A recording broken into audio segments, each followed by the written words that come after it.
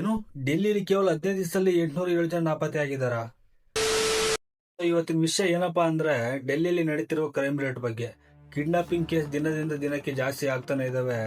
ಕಳೆದ ತಿಂಗಳು ಜನವರಿಯಲ್ಲಿ 15 ದಿವಸದಲ್ಲೇ 809 ಜನನ ಕಿಡ್ನಾಪ್ ಮಾಡಿದ್ದಾರೆ.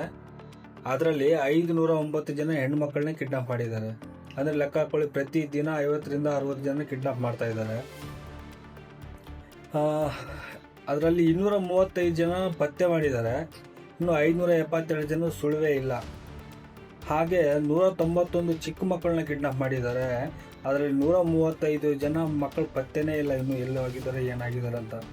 ಸೊ ಇದರಿಂದ ಯಾರ ಕೈವಾಡ ಇದೆಯೋ, ಯಾರ ರಾಜಕಾರಣಿಗಳ ಕೈವಾಡ ಇದೆಯೋ, ಏನಾಗ್ತದೆ ಅಂತ ಇನ್ನೂ ಎಲ್ಲೂ ಸುಳಿವಿಲ್ಲ. ಹಾಗಾಗಿ ಇವತ್ತು ಡೆಲ್ಲಿಲಿ ನಡೀತಾ ಇದೆ ಅಂತ ಸುಮ್ಮನಾದರೆ ನಾಳೆ ನಮ್ಮ ರಾಜ್ಯಕ್ಕೂ ಬರ್ಬೋದು, ನಮ್ಮ ಊರಿಗೂ ಬರ್ಬೋದು, ನಮ್ಮ ಮನೆವರೆಗೂ ಬರ್ಬೋದು.